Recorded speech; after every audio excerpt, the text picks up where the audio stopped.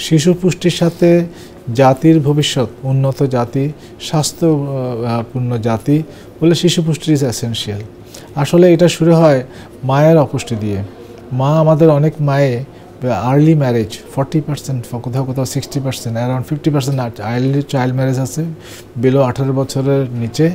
তাদের বাচ্চাগুলো, ওই মাগুলোই ছোট শিশু, তাদের বাচ্চাগুলো ছোট হতে পারে, মায়েদের রক্তশূন্যতা থাকতে পারে। সুতরাং এগুলো দিকে দেখতে হবে, এগুলো যাতে অ্যাভয়েড করা যায় তার ব্যবস্থা নিতে হবে। শিশু পুষ্টি ওই সময় শুরু হয়, ছোট মা, অপুষ্টি মা, শূন্যপূর্ণ মা, তাদের বাচ্চাগুলো একটু ছোট হতে পারে।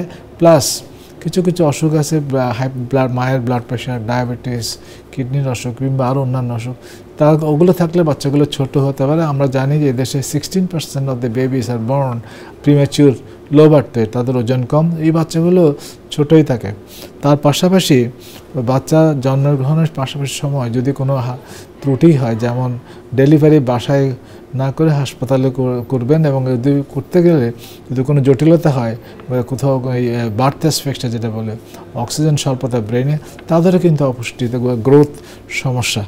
সুতরাং এই বিষয়গুলির নজর রাখতে হবে। এবং প্রথম 6 মাস কোনো সমস্যা হয় না, একটা সুস্থ নবজাতক 3 কেজির অ্যারাউন্ড থাকে, 3.5 কেজি এরকম থাকে, তাদের প্রথম 6 মাস শুধু মায়ের বুকে দুধ খাবে।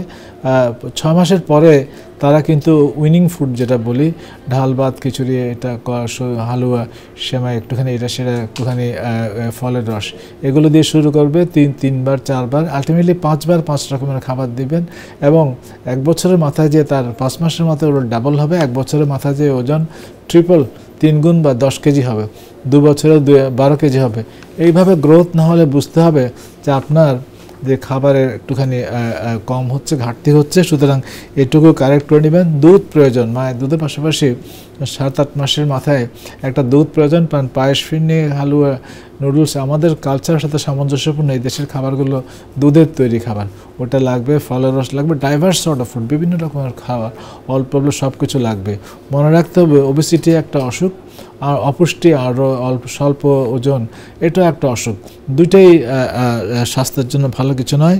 অপুষ্টি হলে তার ইনফেকশন বেশি হয়, ব্রেন গ্রোথ ভালো হয় না, আইকিউ বুদ্ধিশুদ্ধি কম হয়, এবং তাদের রিকারেন্ট ইনফেকশন হয়, এবং আলটিমেটলি হাইট ওয়েট কম হয়। জাতির জন্য এটা ভালো কিছু নয়। অ্যাট দ্য সেম টাইম যারা ওবিস বাচ্চা, মোটা বাচ্চাগুলোরা কিন্তু স্বাস্থ্যের সমস্যা, ডায়াবেটিস, হাইপারটেনশন, কিডনি বিকল এবং লিভার ডিজিজ, যে ন্যাশ বা ফ্যাটি লিভার, সাবসিকুয়েন্টলি যেটা সিরোসিস হয়, এগুলো হতে পারে। সুতরাং পরিমাপ্ত সঠিক পুষ্টিকর খাবার, কার্বোহাইড্রেট, প্রোটিন, ফ্যাট মেশানো খাবার, সঠিক ক্যালোরি যাতে আমরা গ্রহণ করি, সে বিষয়ে মাঝে মাঝে পুষ্টি বিশেষজ্ঞের সাথে কথা বলা যেতে পারে, এবং শিশু স্বাস্থ্য বিশেষজ্ঞের সাথে কথা বলা যেতে পারে, এবং নিজেকে একটুখানি নেটে দেখে সচেতন হওয়া যেতে পারে।